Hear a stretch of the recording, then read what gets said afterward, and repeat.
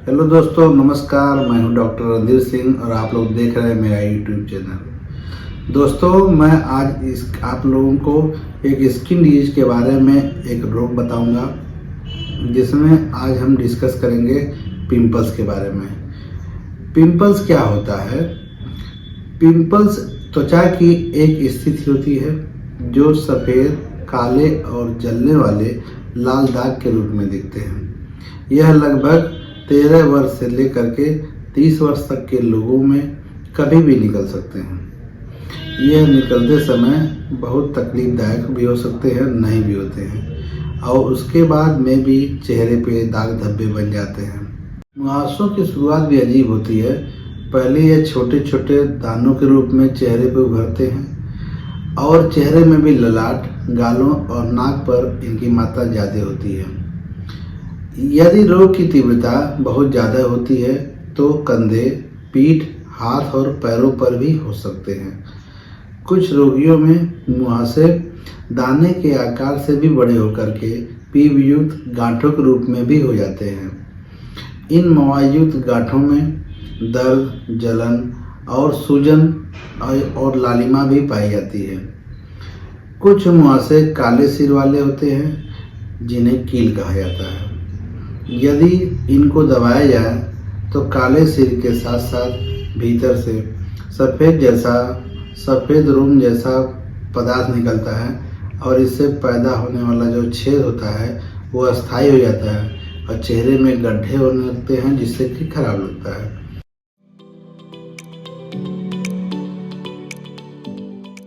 कॉमेडोनिका एक एकनी होता है।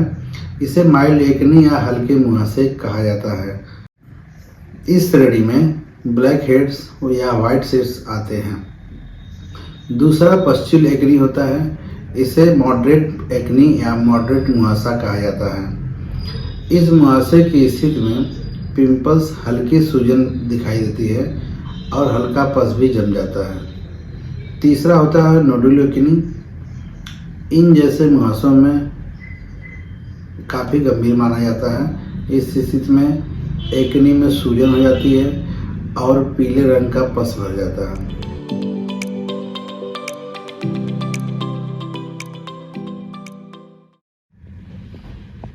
आइए अब एकनी के कारणों का बात करते हैं। मुहासों का कई कारण होते हैं। वसा ग्रंथियों से निकालने वाले स्राव का रुक जाना।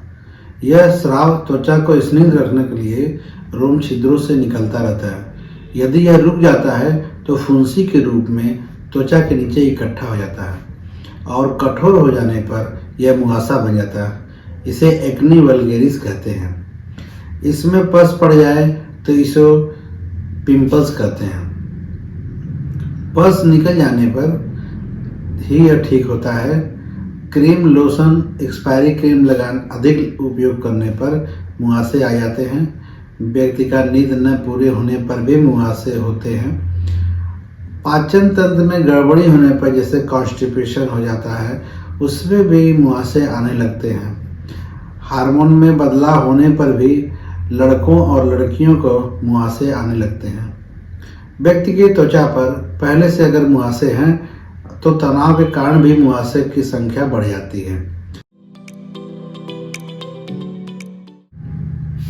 मुहासे की शुरुआत होने पर ही चिकित्सक से संपर्क करें। भोजन में ज़्यादा तेल, घी, मसालों का प्रयोग न करें। भरपूर मात्रा में पानी का सेवन करें। कॉन्स्टिपेशन न होने दें। चिकनाई वाले कॉस्मेटिक उत्पाद न लगाएं। अपने मेकअप ब्रश को अच्छी तरह से धोने की आदत डालें, जिससे कि ब्रश में बैक्टीरिया वगैरह न हो, जिससे कि इन्फेक्शन न हो। चेहरे को अच्छे से मेडिकेटेड सोप से धुलें या फेस वॉश से धुलें। अपने बालों की सफाई करें। डैंड्रफ वगैरह न होने दें, रूसी न होने दें। इस बात का विशेष ध्यान रखें। दोस्तों, आइए अब होम्योपैथिक दवा की बात करते हैं। होम्योपैथिक दवा पिंपल्स के लिए उनके लक्षणों और उनकी वजह के आधार पर सेलेक्ट करके दी जाती हैं। आइए हम कुछ होम्योपैथिक दवा की बात करते हैं। कुछ कॉमन होम्योपैथिक दवाएं हैं, जैसे सल्फर है, हेपर सल्फ है, सिलिसिया है, कैलकेरिया कार्ब है, कालीब्रोम है। पहली दवा आती है सल्फर। सल्फर का पिंपल्स में अगर तैली त्वचा है और जलन हो रही है, पिंपल्स लाल सूजे हुए हैं, तो उस कंडीशन में सल्फर दवा देने पर पिंपल्स ठीक हो जाता है। दूसरी दवा आती है हेपर सल्फ। हेपर सल्फ के पिंपल्स दर्दनाक होते हैं और उसमें पस भरा रहता है और ये बहुत ही ज़्यादा सेंसिटिव होते हैं और इसके पिंपल्स हाइपर सेंसिटिव होने की वजह से दर्द युक्त होते हैं। तीसरी दवा आती है पल्सटीला। पल्सटीला प्यूबर्टी पर दी जाती है। अगर प्यूबर्टल एज में किसी लड़का या लड़की को हार्मोनल चेंज की वजह से अगर पिंपल्स होते हैं तो यह पल्सटीला देने पर सही हो जाती है। पल्सटीला के पेशेंट जो होते हैं स्वभाव से बहुत कोमल होते हैं और बहुत शांत होते हैं और वीपिंग टेंडेंसी इनके अंदर पाई जाती है।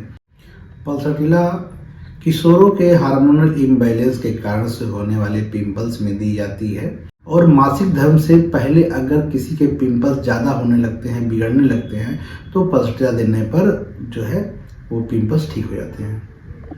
अगली दवा है सिलीसिया। सिलीसिया जब तब दी जाती है ऐसे पिंपल जो ठीक होने पर दाग छोड़ते हैं, जो बहुत जिद्दी होते हैं, जल्दी ठीक नहीं होते हैं, उनकी गति बहुत धीरे धीरे होती है और धीरे धीरे सही होते हैं, तो ऐसे में सिलीसिया देने पर ऐसे पिंपल्स ठीक हो जाते हैं। और दवा की बात करते हैं कैलकेरिया कार्ब। कैलकेरिया कार्ब उन मरीजों को दिया जाता है जिनको बहुत पसीना आता है, जो इनका पेट निकला रहता है, मोटे होते हैं, थुलथुले होते हैं, ऐसे पेशेंट को कैलकेरिया कार्ब देने पर उनका पिंपल्स ठीक हो जाता है।